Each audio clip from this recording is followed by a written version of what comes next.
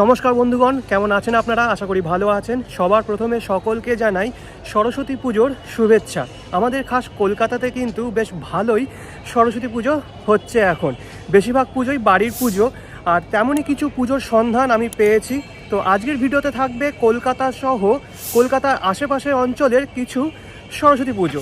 ভিডিওটি ভালো লেগে থাকলে অবশ্যই লাইক, কমেন্ট, শেয়ার এবং সাবস্ক্রাইব করে আমার পাশে অবশ্যই থাকতে হবে। তো চলুন শুরু করা যাক আজকের ভিডিও।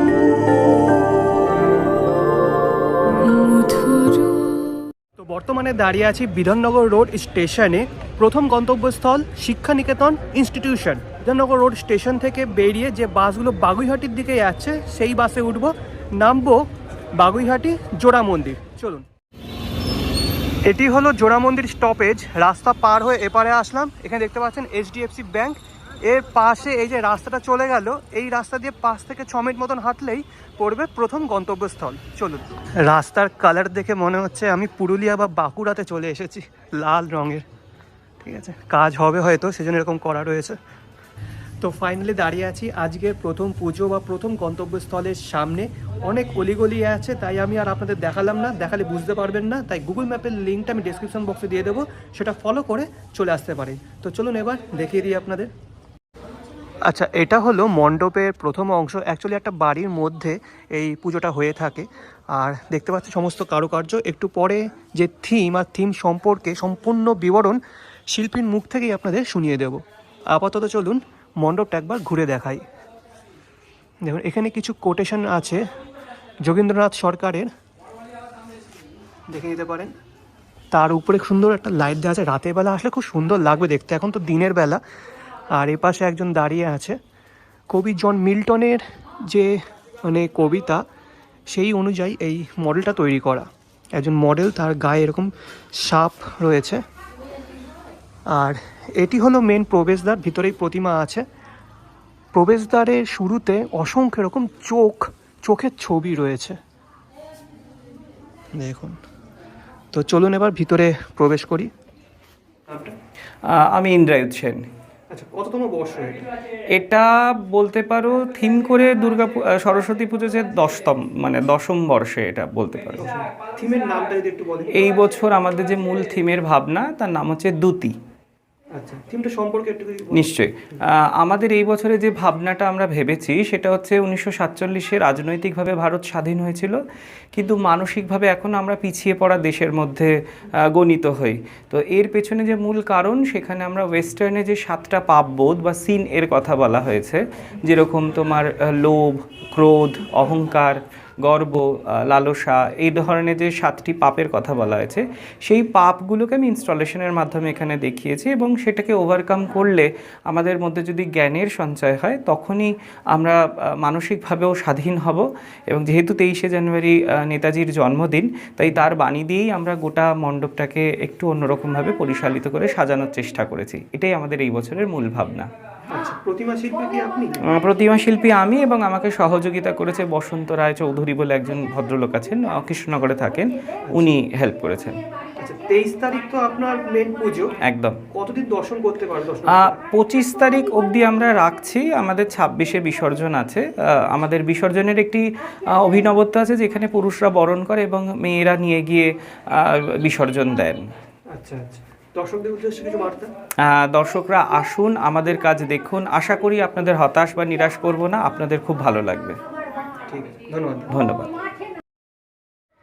ভিতরে প্রবেশ করার আগে মেঝেতে অসংখ্য এরকম মুখচিত্র আপনি দেখতে পাবেন, দেখুন। তো চলুন ভিতরে প্রবেশ করি। ভিতরে প্রবেশ করতেই এরকম টুলের উপরে এরকম কিছু অংশবিশেষের উপর কিছু লেখা রয়েছে, ভোগ, খাদ্য, সুখ, প্রাপ্তি, এগুলো লেখা রয়েছে। আর সেগুলো নেওয়ার জন্য উপর থেকে অসংখ্য এরকম হাতের ছবি রাখা, ঠিক আছে। এটা কিন্তু দারুণ লাগলো বিষয়টা। আর এই যে প্যাসেজটা পুরোপুরি এরকম কালো একটা অন্ধকারাচ্ছন্ন জায়গা, আর ঠিক মাঝখানেই বিরাজ করছেন মা সরস্বতী। তো চলুন সামনে যাই। তো বর্তমানে দাঁড়িয়ে আছি মা সরস্বতীর যে বিগ্রহ, তার একদম সামনে। অপূর্ব সুন্দর এই বিগ্রহ। ধ্যানমগ্ন অবস্থায় তিনি রত, সেই ভাবে বা সেই ভঙ্গিমায় তিনি বিরাজ করছেন। আর গাত্রবর্ণ শ্বেত বর্ণের। হঠাৎ দেখলে আপনি মনে করবেন যে মা যেন এখানে শূন্যে ভেসে আছেন। অপূর্ব ক্রিয়েটিভিটি। আর মায়ের পিছনের দিকে ভারতীয় পতাকা উত্তোলিত হচ্ছে বা ভেসে উঠছে, সেটি দেখানো হয়েছে।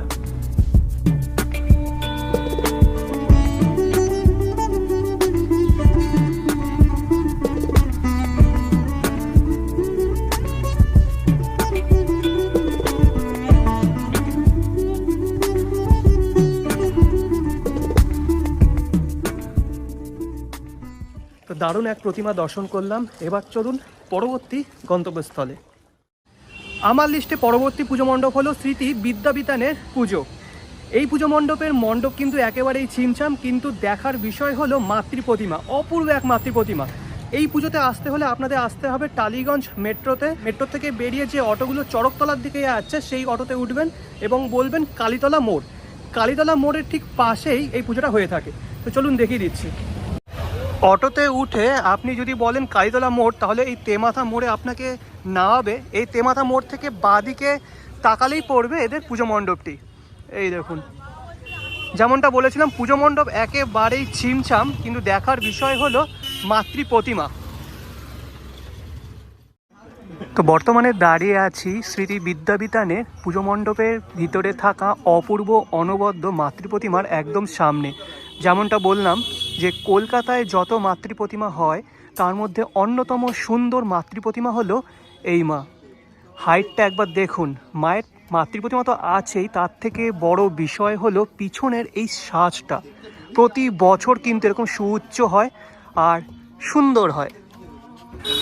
আচ্ছা, পিছনে যে চালচিত্রটা দেখছেন, যে সাজ দেখছেন, এটি কিন্তু আখের ছিবড়া দিয়ে তৈরি। অপূর্ব। আগের বছর আপনারা দেখেছিলেন যে ভগবান বিষ্ণুর 10 অবতার, আর এখানে মানে এবছর শ্রীকৃষ্ণ তথা মহাভারতের যে কাহিনী সেগুলো বিভিন্ন ছোট ছোট মূর্তির মাধ্যমে ফুটিয়ে তোলা হয়েছে। আর এপাশে আছেন শ্রীকৃষ্ণ এবং রাধিকা, আর এপাশে সিদ্ধিদাতা গণেশ ঠাকুর।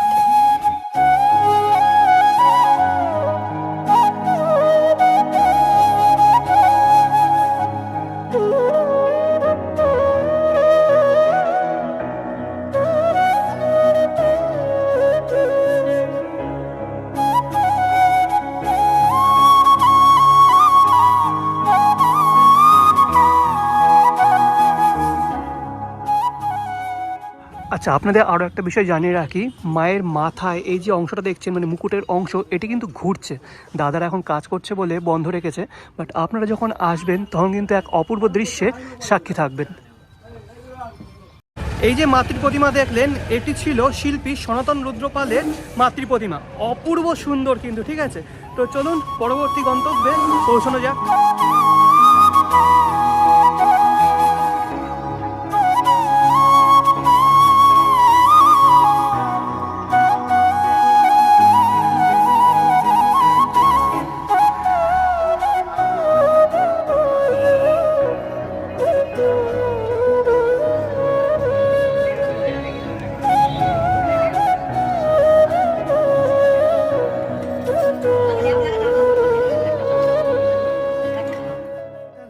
বিদ্যাবিতান থেকে চলে এসেছি টালা অঞ্চলে। টালা অঞ্চলের পাল বাড়ির পুজো দেখতে, আর আয়োজক হলেন সৌরভ পাল।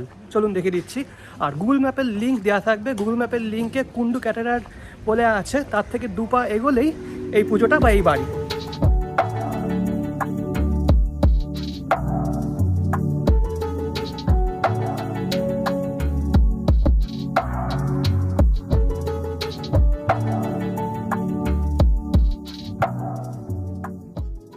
তো বর্তমানে দাঁড়িয়ে আছি পালবাড়ির যে মাতৃ প্রতিমা তার একদম সামনে। অপূর্ব সুন্দর মিষ্টি মায়ের মুখ, আর মায়ের মাথার ঠিক পিছনের দিকে একটা সার্কেল মতো অংশ বিশেষ আছে, আর তার পিছনে দেওয়া হয়েছে একটা লাইট, আর সেই জন্য গোটা বিষয়টা কিন্তু আরও বেশি ফুটেছে। মায়ের হাতে রয়েছে বীণা, পায়ের কাছে রয়েছে বাহন। আর বলে রাখি 26তম বর্ষে পদার্পণ করলো। আর এই পুজো আপনারা দেখতে পারবেন 15ই আগস্ট পর্যন্ত। শুধুমাত্র 25 তারিখ দর্শন বন্ধ থাকবে। 26 তারিখ আবার যদি আসেন তাহলে দেখতে পারবেন। 15ই আগস্ট পর্যন্ত মাতৃপ্রতিমা আপনারা দর্শন করতে পারবেন। মায়ের মুখশ্রীটা একবার দেখুন, আমি জাস্ট অবাক হয়ে যাচ্ছি। দারুণ।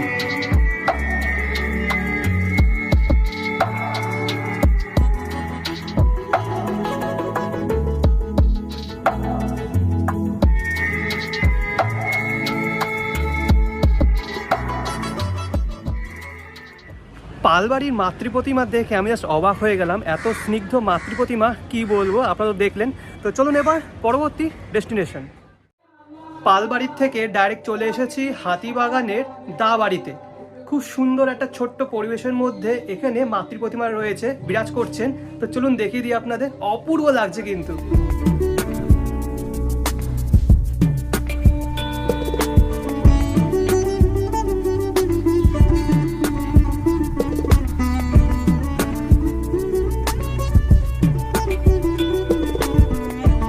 তো দাঁড়িয়ে আছি মাতৃপ্রতিমার একদম সামনে। মাতৃপ্রতিমা দেখতে পাচ্ছেন অপূর্ব সুন্দর, অনবদ্য। হাতে আছে বীণা, পায়ের কাছে হাঁস। প্রতিমা শিল্পী হলেন সায়ন পাখিরা, আর এবছর 30তম বর্ষে পদার্পণ করলো। আর বলে রাখি 24 তারিখ পর্যন্ত আপনারা এই মাতৃপ্রতিমা দর্শন করতে পারবেন। মাতৃপ্রতিমা যেখানে বিরাজ করছেন সেই জায়গাটা কিন্তু খুব সুন্দর করে সাজানো হয়েছে। আশেপাশের পরিবেশটাও দেখতে পাচ্ছেন, দারুণ।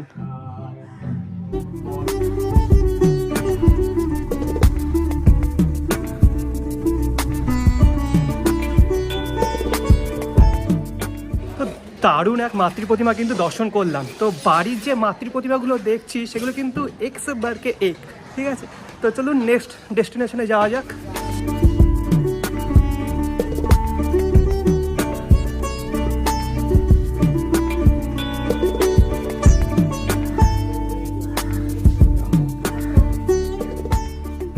চলে এসেছি উত্তর কলকাতার এক বিখ্যাত জায়গা, স্পেশালি সরস্বতী পুজোর সময়, যেটি হলো উত্তরের আড্ডা। মাতৃপ্রতিমা তো আছে, কিন্তু এখানকার পরিবেশ জাস্ট একটা আলাদা লেভেলের, খুবই ফটোজেনিক একটা প্লেস। তো চলুন দেখিয়ে দিচ্ছি। একেবারে রাস্তার পাশেই এই পুজোটা হয়ে থাকে। আর এবছর খুব সুন্দর করে মাকে এখানে উপস্থাপন করা হয়েছে। যেহেতু 23শে জানুয়ারি আমাদের নেতাজি সুভাষচন্দ্র বসুর জন্মদিনও সেদিন, সেই জন্য দেখতে পাচ্ছেন মায়ের যে মণ্ডপ তার সামনেই নেতাজির একটি স্ট্যাচু রয়েছে, আর নেতাজি স্যালুট করছেন মাকে। আর মা যে শাড়ি পরে আছেন তার পাড়টা যদি দেখেন তা দেখবেন যে ভারতীয় পতাকার রয়েছে। অপূর্ব লাগলো। পরিবেশটা কেন এত ভালো বলছি, কারণ আশেপাশে যত বাড়ি আছে না, প্রত্যেকটা বাড়িতে খুব সুন্দর ছবি আঁকা, পরে দেখিয়ে দিচ্ছি। আর এদিকে দেখতে পাচ্ছেন এই যে নেতাজি সুভাষচন্দ্র বসুর যে আজাদ হিন্দ ফৌজ, তারই রিলেটেড বিভিন্ন ছবি আঁকা রয়েছে।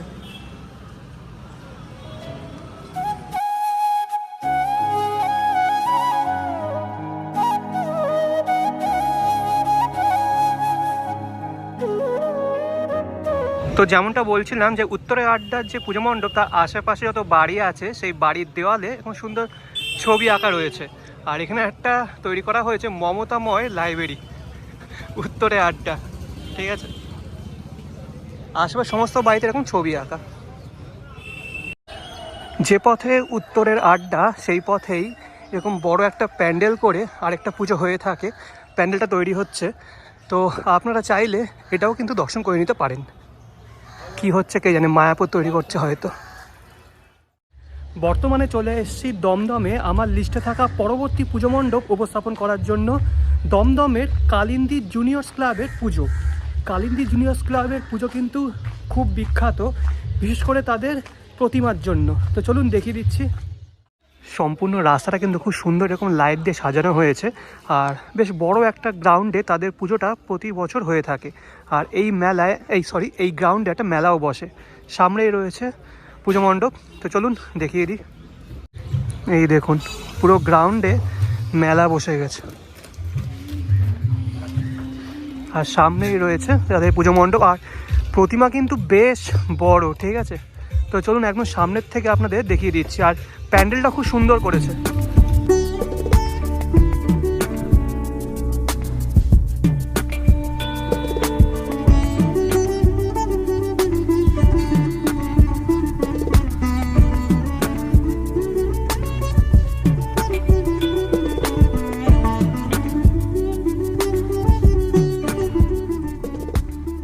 মাতৃপ্রতিমা আপনাদের দর্শন করাবো, কিন্তু তার আগে প্যান্ডেলের যে দেওয়াল সেটা আপনাদের দেখিয়ে দিই।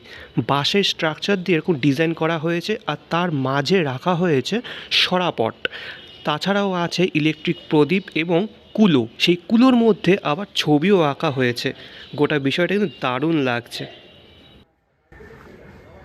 যদি আসি কালিন্দী জুনিয়র্স ক্লাবের মাতৃ প্রতিমাতে, তাহলে এক কথায় অনবদ্য। এই মাতৃ প্রতিমাও সনাতন রুদ্র পাল মহাশয়ের তৈরি। আর যে শাড়িটি তিনি পরিধান করে আছেন সেই শাড়িটিও কিন্তু খুব সুন্দর, হাতে রয়েছে বীণা। আর বলে রাখি, এই মাতৃ প্রতিমার উচ্চতা বেশ উঁচু, পিছনের চালচিত্রটাও কিন্তু দারুণ।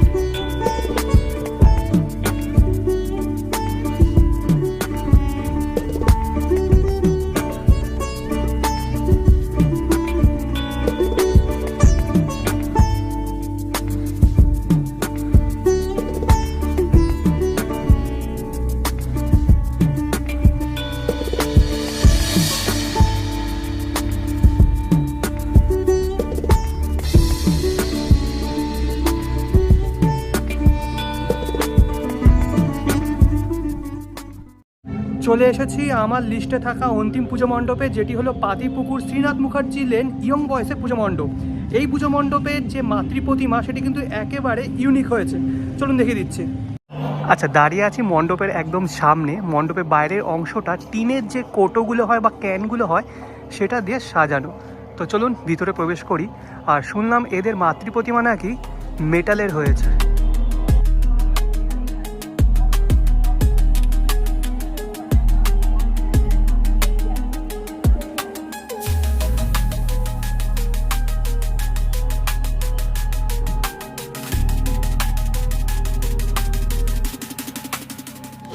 মণ্ডপের ভিতরে দাঁড়িয়ে আছি। মণ্ডপের ভিতরে যে সমস্ত ইউজড জিনিসপত্র থাকে সেটা দিয়ে গোটা বিষয়টা সাজানো।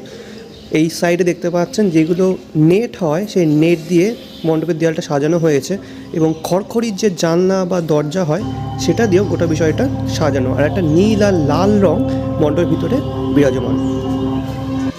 আর সামনেই রয়েছে মাতৃ প্রতিমা। মাতৃ প্রতিমা কিন্তু এখানে একদমই ইউনিক। মাতৃ প্রতিমা মেটাল দিয়ে নির্মাণ করা হয়েছে। মাতৃ প্রতিমার সমস্ত শরীর, হাতে থাকা বীণা, এমনকি মুখমণ্ডল সব কিছুই রড এবং মেটাল দিয়ে নির্মাণ করা।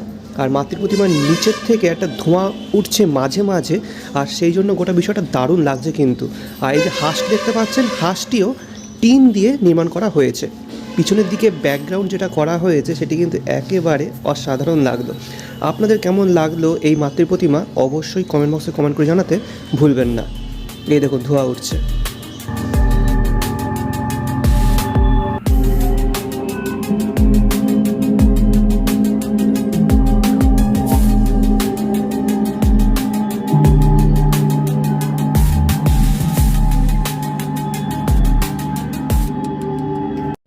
আচ্ছা, তো এই ছিল আমার লিস্টে থাকা সেরা সেরা কলকাতা এবং তার পার্শ্ববর্তী অঞ্চলের কিছু সরস্বতী পুজো।